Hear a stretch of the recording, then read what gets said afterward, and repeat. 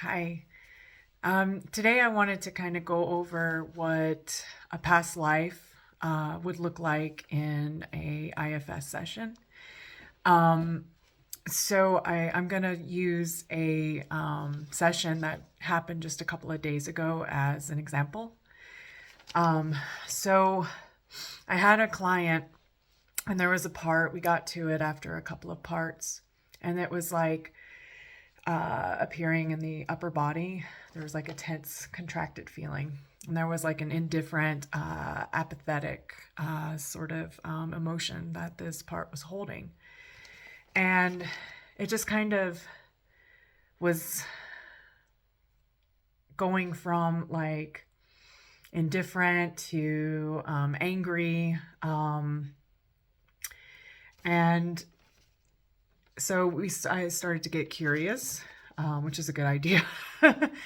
And it's like, well, what's your role? And it came in to bring physical safety and survival. It's like, okay. And it was showing a war. And I was like, oh. And so when we were asking this part, like, how old did it think the client was? It said 72. The client's 31. So that was really kind of surprising when we did a update. It was like, what? So I sat there, and on my paper, I'm like, is this ancestral? Is this a guide? Just like kind of going through it with like question marks, because you don't know until you know, and then you really don't know even when you think you do. Um, so it was, talking about the war and how it basically had a wife, and she was pregnant, and it got separated from the wife. And and so it was also um, grieving as well. So this part was like going through this whole process and wanting, just needing to be witnessed by self. And the whole time I'm checking, the client, making sure, is your heart still open to this part? Is there anything coming up? Any kind of interferences, anything like that. So when this part was saying it was grieving, it said it did unspeakable things. It murdered people. Some were innocent. Raped women and things like that. So when things like that come up, like, the raping of women, I immediately checked. I was like, is anything coming up in your system? Are you still feeling your heart open, with that compassion? And the compassion was still there. So it's like, okay, that's a go. Let's keep going with that. So this part felt like he was just like really unforgivable, which, I mean, it makes a lot of sense. And so I asked the client if he would, what would he say to this part, now? And he got quiet. And then after a while, because I hold the space, and I just trust, that that they can do it, just kind of rooting them on. I believe in you sort of energy and attitude. And I checked in, and I asked him, I said, how's it going? And he says, not very good. This part's didn't really like what I said. I was like, oh, okay, what'd you say? And he said, well, I was telling him that, he did the best he could and stuff like along those lines. And yeah, he didn't want to hear that. So I offered, sometimes parts just really want to be seen in the mud, and that be okay. And that part like was like, oh, okay, yeah, yeah.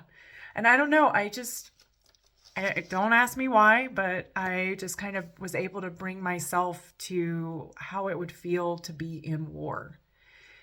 And I just kind of settled in there, and it was kind of like leading the client and direct access at the same time. And so I was just telling this part, that the context of war is not the same as like regular life. It's almost like the rules change when you have bombs blowing up around you and there's terror and chaos and, you're fighting for your survival. So the way that you think in a normal day-to-day life is not going to be how you're going to be maneuvering during war. And then I felt led to say, maybe it felt like who you were was kind of like hijacked and tied up and kind of tossed in the back. And you're just watching yourself do these like unspeakable things, and there's nothing you can do about it, but you're just watching and it's just happening. I was like, that must have been just beyond hard. And that part was just like, yeah. And it was just, it was a really beautiful session. He did do a redo. I always offer redos, whether they take it or not. And the redo was to not hurt the innocent people. And that was really beautiful for my client and his system. And he also wanted to, talk to his wife, this, past life or whatever it was, version of him. And so I was remembering when my son committed suicide, someone had told me to get silent and just like call them forth, their presence. So I just offered that, and I told him, I said, and when you do that, just tell her everything that you've always wanted to tell her. And yeah, it was just really beautiful. So it's almost like when a past life comes, I mean, there's different ways of doing it. But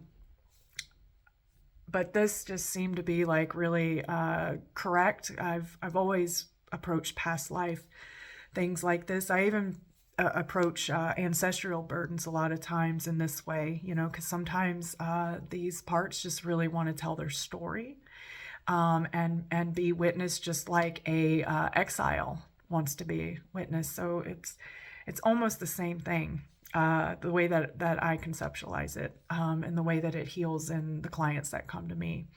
And so we did a normal unburdening, and I was just listing the things that he was holding on to, and gave him the options of how to release it. And so just going through them, the apathy, you can release the anger, the guilt, the shame, the loss, the grief, and then like the beliefs, belief he abandoned his wife, and the belief he is unforgivable. And when he took there, I always give him, just like an exile, like a choice of like, where do you want to go from here? And he wanted to be free and return to God. And it was spectacular, because my client was just like, I felt the instant healing within myself at that time. And I was just like, whoa. So yeah, there's not, for me, there hasn't been like a whole lot of information when it comes to like ancestral burdens and past life burdens and things like that. So I just felt inspired to share my experience in hopes that it can be helpful to someone else. So thanks for watching, and hope you have a good day.